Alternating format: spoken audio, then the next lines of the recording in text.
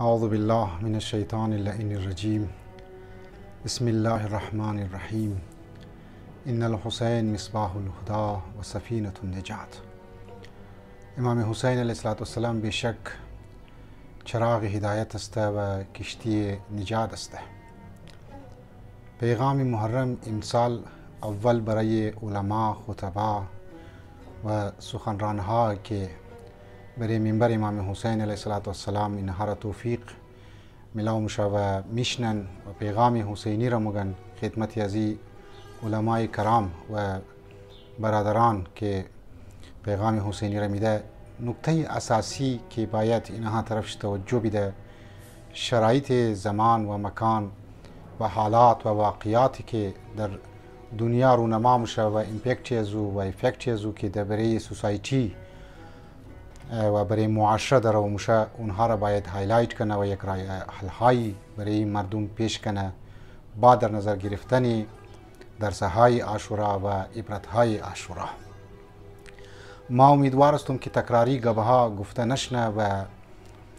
کوشش کنن که مطالبی بیان چونه که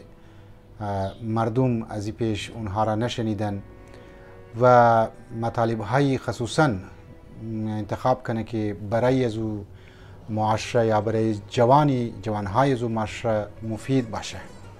امروز منی سوسایتی ازمو کمتر گفتم حالات و واقعیات باید مد نظر بگیره.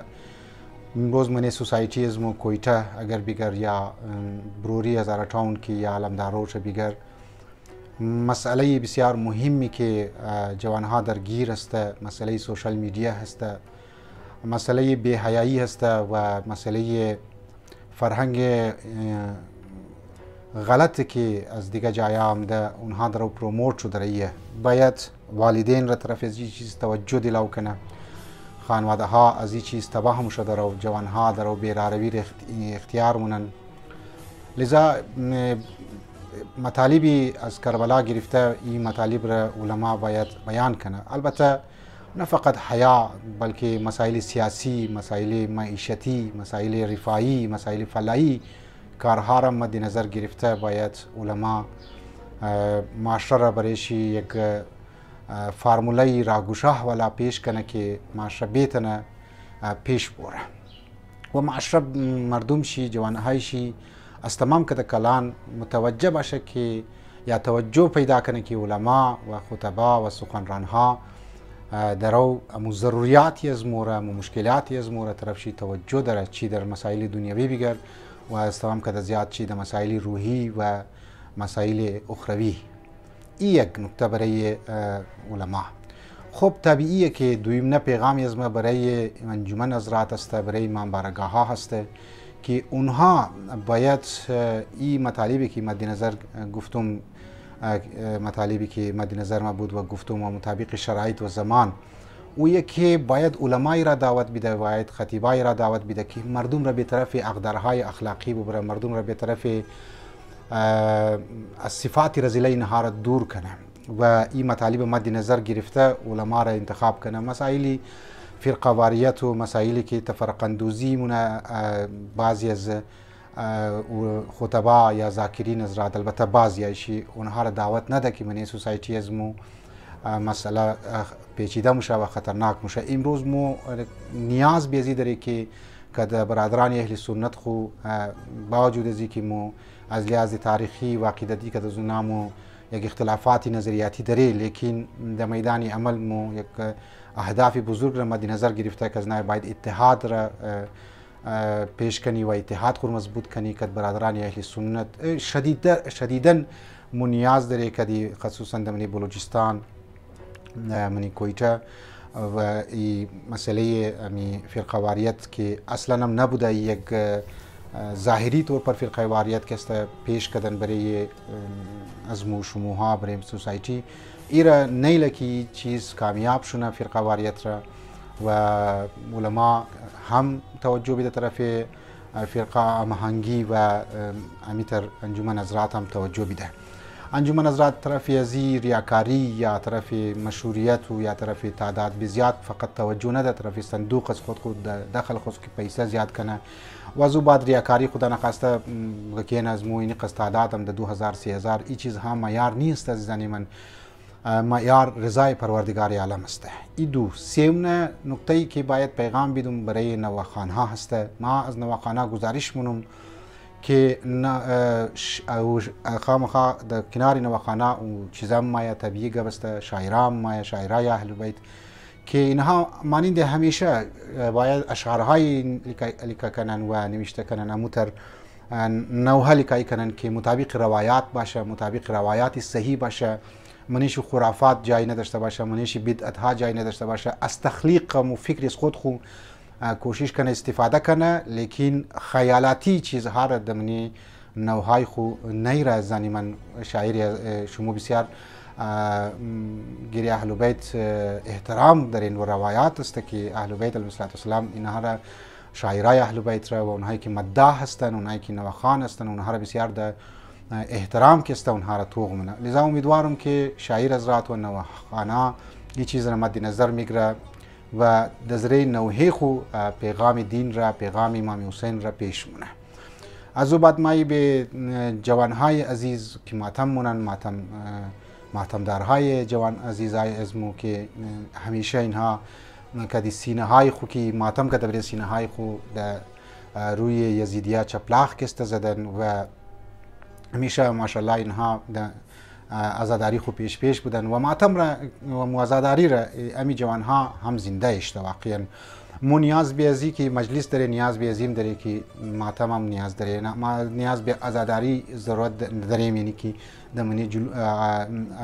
گلیا برشونه افتکیه کسته برشونه و دمنی مختلفی منبرای دیگه برن منی اونجی آزاداری کنن. لذا چیز بسیار کسته هم ضروریه، لیکن از من ضروری تر از این چیزی است که هر سینه ای که برای سینه شما ماتم میزنین باید آگاه باشین که او شخصی را ما آزاداری شیمونم که او برای اسلام جان خو قربان کرد، اولادهای خو قربان کرد، فرزندای خو قربان کرد، بهترین افرادهای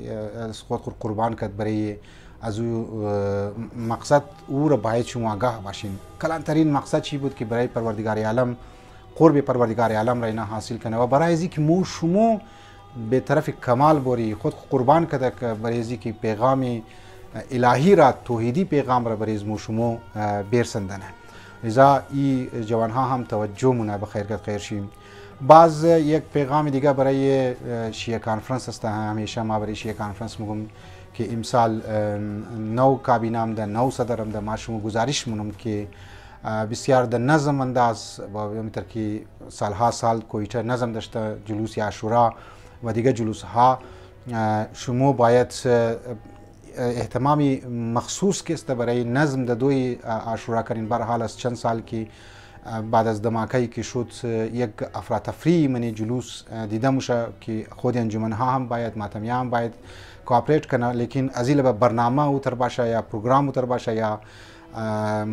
نظم او دادشونه یا ترتیب دادشونه که منی جلوس ها منی از هیئت ها گیپ نباشه و در مخصوص روت خو برن و در آبوتاب خو بره، در عظمت خو که است در اختتام بره. بعض از سالهای سال قبل که تقریبا 2010 پیش بود شاید مو که کدی بعضی از علما، کدی اسکاوتس، کدی مرحوم آقای نجفی بزرگوار که نماز عاشورا را شروع کردی، نماز ظهر و عاشور را که ما خود ما اول دوم چیره ما خود ما نماز دادم دیگه. ما گزارش مونم که کد از نه شما هم کاپریت کنین کد انتظامی شی، اگر یگو چیز نینا نیاز داره، چټایی نیاز داره، آو نیاز دارن، مور نیاز دارن، تسبیح نیاز دارن، کد از نه شما حتما کاپریت کنین.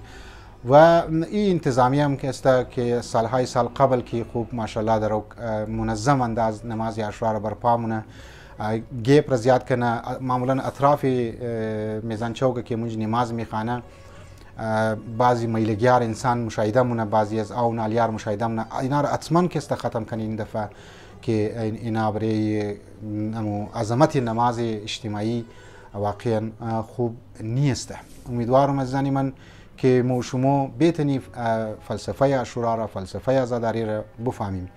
و از تمام قدر زیاد که پیغامی از ما مهم است برای عزاداران ابا عبدالله به طور کلی، چی زن، چی مرد، چی جوان، چی پیر،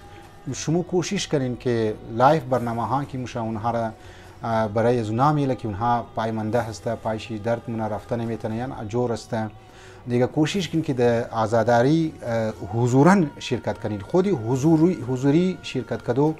اینها از خود یک برکات در مطابق روایات، مطابق احادیث اهل بیت علیهم السلام و مطابق عرفا و بزرگا که موزگیرشی میشنوی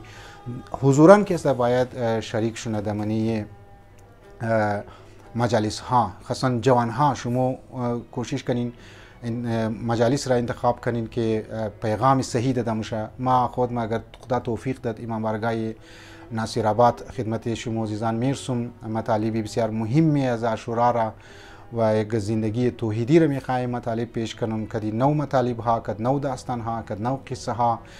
امیدوارم که مردم نصیر آباد و مردم مری آباد و چی پیر و جوان، چی مخصوصا جوان ها را ما گزارش منم که در مجلس از مو حتما شرکت کنین در تعداد زیاد تا مو بتونی پیغام حسینی را در شما برسندنی و وظیفه حسینی خود را انجام بدی. پروردگار عالم مو شما را در این دنیا و در او دنیا که اهل بیت علیهم السلام محشور کنه. والسلام علیکم و رحمت الله و برکاته.